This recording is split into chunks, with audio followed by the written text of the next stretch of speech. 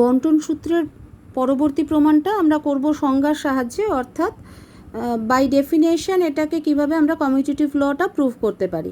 সংজ্ঞার সাহায্যে বন্টন সূত্রের প্রমাণ। দেখো, আমরা এই যে বন্টন সূত্র বা যে কোনো সূত্র পাচ্ছি, সেখানে দেখতে পাচ্ছি যে কতগুলো সেটের সাথে কতগুলো অপারেশনের কম্বিনেশন রয়েছে, অর্থাৎ ইউনিয়ন, ইন্টারসেকশন, এরপরে হয়তো তোমরা কমপ্লিমেন্ট দেখবে, আরও ডিফারেন্স অনেক কিছু দেখবে। সেই সব যে অপারেশনসগুলো তোমরা পেয়েছিলে, সেই সব অপারেশনসগুলো কতগুলো দুই বা তার থেকে বেশি সেটের উপরে অ্যাক্ট করে নতুন আবার কিছু সেট ফর্ম করা হচ্ছে, এবং সেগুলো পার্টিকুলারলি যে লগুলো মানছে সেগুলোকেই আমরা সেট থিওরিতে কিছু নাম দিয়েছি, যেমন এটা বন্টন সূত্র বা ডিস্ট্রিবিউটিভ ল বলা হচ্ছে।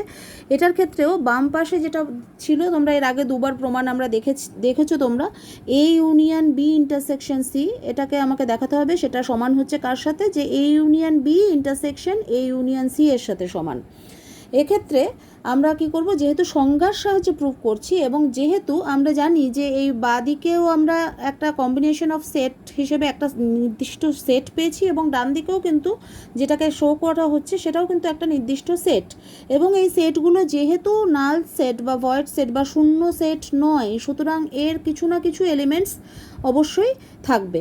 আমরা ধরে নিচ্ছি বাঁদিকে যে সেট কম্বিনেশন বা নতুন সেটটা আমরা পাচ্ছি সেট অপারেশনের ফলে, সেই সেটের অন্তত একটা এলিমেন্ট রয়েছে যেটা হচ্ছে এক্স। আমরা ধরে নিচ্ছি এক্স হলো ওই বাঁদিকে বামপক্ষে যে সেটটা ছিল A union B intersection C, সেই সেটের একটা পদ। ঠিক একই রকমভাবে ডান দিকের সেটটার একটা পদ আমরা ধরে নেব ওয়াই। এবার দেখা যাক, বামপক্ষের যেহেতু একটা পদ আমরা ধরে নিয়েছি এক্স বলে একটা পদ বামপক্ষের, তাহলে আমরা প্রতীকের সাহায্যে এইভাবে লিখতে পারি, x belongs to A union B intersection C, অর্থাৎ এক্স পদটা এই সেটের অন্তর্ভুক্ত, এই সেটে বিলং করে।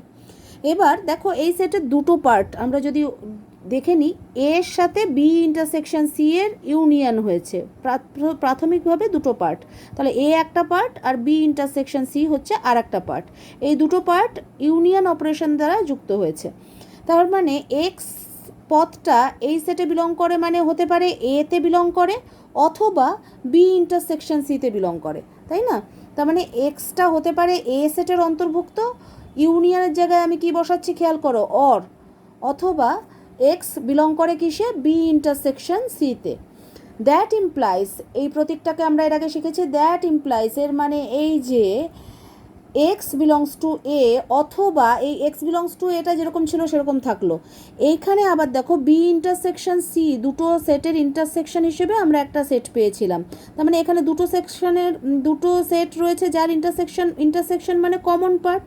তার মানে এক্স বি ইন্টারসেকশন সি সেটের অন্তর্ভুক্ত, ইন্টারসেকশন যেহেতু রয়েছে তার মানে কমন পার্টে রয়েছে, অর্থাৎ বিতেও থাকবে এক্স বলে যে পথটা, সেটা বি সেটেরও অন্তর্ভুক্ত এবং সি সেটেরও অন্তর্ভুক্ত। তাই তার পরের স্টেপে এটাকে আমরা লিখছি এক্স বিলংস টু বি, মানে এক্স বি সেটের অন্তর্ভুক্ত, অ্যান্ড যেহেতু ইন্টারসেকশন রয়েছে আমরা এখানে কী করছি, অ্যান্ড দুটোতেই কমন, তো দুটোতেই রয়েছে সেই জন্য and x belongs to C, অর্থাৎ X belongs to B intersection C, এটা মিন করছে X belongs to B and x belongs to C. তাহলে থার্ড পার্টে আমরা কী পাচ্ছি, আমরা সেকেন্ড পার্টটাতে পুরোটা একভাবে দেখলে কি পাচ্ছিলাম, x belongs to A or within bracket কি আসছে, x belongs to B and x belongs to C. দেখো ব্র্যাকেটের বাইরে কে রয়েছে, x belongs to A or, বাকিটা পুরোটা ব্র্যাকেটের মধ্যে।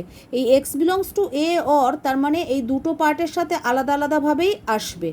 যেমন ধরো তোমরা যখন অ্যালজেব্রা করতে না, তখন কি করতে, এক্স ইন্টু উইদিন ব্র্যাকেট এ প্লাস বি থাকলে আমরা কী করতাম, এক্স ইন্টু এ প্লাস এক্স ইন্টু বি, তাই করতাম না? এক্স ইন্টু এ প্লাস বি মানে এক্স এ প্লাস এক্স বি, মানে এক্স ইন্টু এ প্লাস এক্স ইন্টু বি, অর্থাৎ এক্সটা এর সাথেও অপারেটেড হচ্ছে, আবার এক্সটা বি এর সাথেও অপারেটেড হচ্ছে। ঠিক একই রকমভাবে এখানে x belongs to A or এইটা এক্স বিলংস টু বি এর সাথেও অপারেটেড হবে, আবার এক্স বিলংস টু সি এর সাথেও অপারেটেড হবে। তাহলে আমরা কি পাবো, x belongs to A or x belongs to B, দেখো সেটাই লেখা হয়েছে, মাঝে অ্যান্ডটা বসালাম, আবার এটা পরের পার্টের সাথেও অপারেটেড হবে, তো তাহলে সেটা আবার লিখছি x belongs to A or x belongs to C. ঠিক আছে?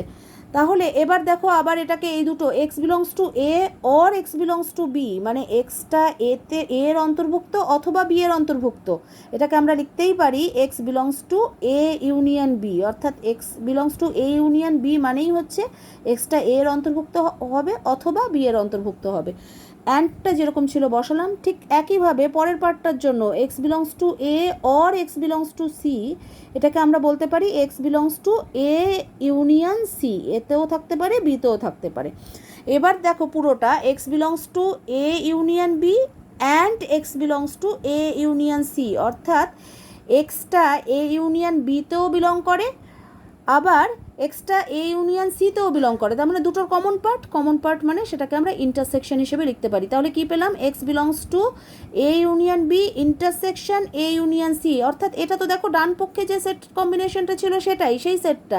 তার মানে বাম পক্ষটা থেকে আমরা শুরু করেছিলাম, করে গিয়ে ডান পক্ষের সেটটা পেলাম, অর্থাৎ এক্স বলে যে এলিমেন্টটা আমরা দেখছিলাম বাম পক্ষে বিলং করে, সেটা অ্যাকচুয়ালি ডান পক্ষেও বিলং করে, দুটো সেটেই বিলং করে। তখন আমরা এটাকে বলতে পারি তাহলে বাম পক্ষে যে সেটটা ছিল সেটা হচ্ছে ডান পক্ষে যে সেটটা আছে তার সাবসেট, সেই জন্য আমরা এখানে লিখেছি। সুতরাং A union B intersection C is a subset of A union B intersection A union C, এটাকে নাম্বারিং করে রেখেছি দেখো 1।